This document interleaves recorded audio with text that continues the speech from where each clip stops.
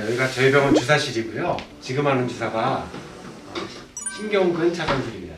여기 보이는 기계가 실시간 엑스레이 찍는 시암이라는 기계입니다. 이거 보면서 실시간으로 주사 위치라든지 상태를 보면서 주사를 이렇게 됩니다. 소독하는데 좀 차갑습니다. 왼쪽 맞으시죠? 네. 한 번만 따끔합니다. 왼쪽 엉치 다리 정기호흡 말씀하세요.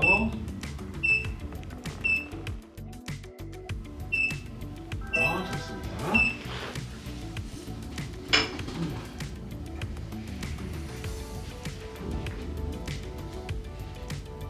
네, 좋아요. 이 주사는 추간공 주사라고 그래서 아까 설명드렸듯이 신경관에다가 신경이 나가는 구멍에다가 한쪽으로 맞는 주사입니다. 자, 실시간 엑스레이 보면서 위치를 잡아서 자, 한 번만 따끔하겠습니다.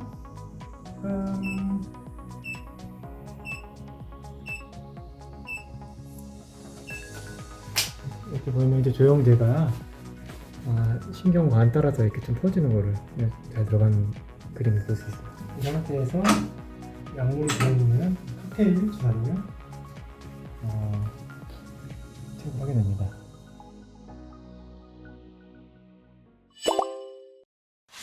이게 대답하기 좀 힘든 질문인데요.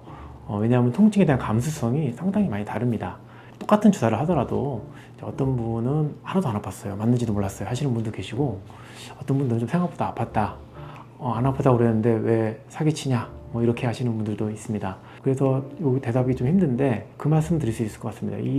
아까 말씀드렸던 이제 추간공 주사 같은 경우는 좀 찌릿한 느낌이 있어서 좀 아플 수 있고요. 나머지 주사는 그래도 그렇게 생각보다는 아프지 않다. 그래서 저는 전체적으로는 생각보다는 좀 맞을만하다, 생각보다 안 아프다고 하시는 분들이 훨씬 더 많다, 이 말씀 드릴 수 있을 것 같습니다. 신경주사의 부작용에 대해서 이제 걱정하시는 분들이 많은데요. 사실 모든 치료는 이제 부작용이 있을 수 있습니다. 신경주사가 부작용이 그렇게 많은 치료라고 생각하지는 않습니다. 그래도 몇 가지 아셔야 될 부작용에 대해서 좀 설명을 드리겠습니다. 주사 자체는 아무래도 바늘이 들어가는 거기 때문에 주사 부위에 피가 고인다든지, 신경에 피가 고이면 혈종이 되거든요. 그리고 염증이, 감염이 생긴다든지 이런 부작용이 있을 수 있고요. 근데 상당히 사실 드뭅니다. 제가 개인적으로 경험을 말씀드리면 신경주사를 이제 거의 한 10만 번 이상 주사를 했는데 지금까지 감염된 경우는 한 번도 보지 못했고요.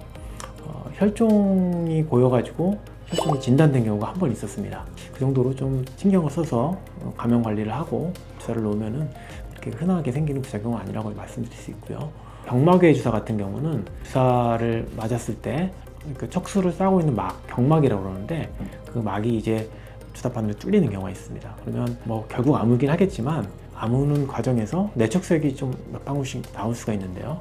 내척수액은 이제 뇌까지 연결되어 있는 뇌랑 척수를 보호하는 물주머니라고 볼 수 있는데, 그게 거기서 척수액이 좀 새게 되면은 두통, 어지럼 이런 증상이 좀 유발될 수 있습니다. 경막외 주사가 사실은 좀 주사 놓을 때 더 신경이 쓰이는 주사인데, 대부분 요 증상은 오래 가지는 않고, 또 이제 증상이 있더라도 자기 피를 넣어주는 이제 경막외 패치를 대면은 대부분 바로 좋아지기 때문에 걱정하지는 않으셔도 되고요. 그리고 비율은 전체적으로 1% 안쪽이라고 보시면 됩니다. 그 다음에 약제에 대한 부작용을 말씀드리면 가끔 알러지 반응이 생기는 경우가 있습니다. 알러지는 사실 스테로이드 때문에 생기는 건 아니고 아까 사용했던, 같이 사용하는 유착박리제 때문에 생기는 경우가 이제 대부분이라고 볼 수 있고요. 스테로이드는 오히려 알러지를 좀 가라앉히는 약에 속한다, 이렇게 얘기할 수 있습니다. 주사에 스테로이드를 사용할 때 용량을 상당히 사실 줄여서 사용하거든요. 그리고 횟수 제한을 둡니다. 아까 말씀드렸듯이 보통 일주일이나 2주 간격으로 3회 정도 이제 주사를 하는데, 이렇게 횟수 제한을 잘 지키면은 부작용은 아주 낮다고 이렇게 볼 수 있는데, 스테로이드를 너무 이렇게 장기간 사용했을 때는 여러 가지 좀 심각한 부작용이 생길 수 있습니다.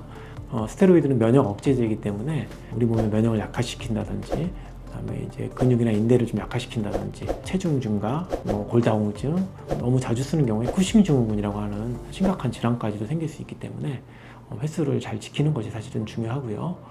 다만 척추 주사 같은 경우는 보통 대부분의 병원에서 이렇게 스테로이드 쓰는 주사를 제한을 두고서 하는 경우가 많기 때문에 한 병원에 가시는 거는 이제 상관이 없는데 여러 군데 병원을 돌아다니시게 되면은 같은 비슷한 주사를 또 생각보다 훨씬 더 많이 맞을 수 있기 때문에 이에 대한 주의는 좀 필요하다고 봅니다.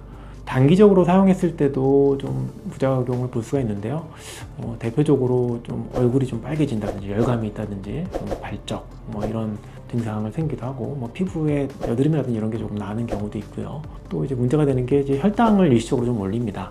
당뇨 환자 같은 경우는 이제 보통 며칠 정도 좀 올라가는데 이걸 좀 감안을 좀 해서 주사를 좀 맞아야 되겠고요. 그리고 또 가행기 여성 같은 경우는 이 스테로이드를 용량이 적더라도 영향을 좀 받는 경우가 있는데 생리불순 같은 게 오는 경우가 좀 드물게 있습니다. 전체적으로 봤을 때는 한 5%, 10% 정도가 주사후에 생리불순을 겪는다 이렇게 얘기할 수 있을 것 같습니다.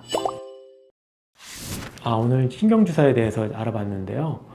사실 저도 가끔 이제 주사를 맞고요. 제 가족이라든지 제 지인들, 그다음에 저희 직원들도 아플 때 뭐 제일 먼저 하는 치료가 이거라고 이제 볼 수가 있고요. 그만큼 좀 안전하고 부작용도 좀 적고 뭐 치료 효과도 좋은 치료라고 볼 수 있어서 너무 무서워하지 말고 좀 심한 증상이 있을 때는 치료를 받아보시는 것을 권해드리고 싶습니다. 감사합니다.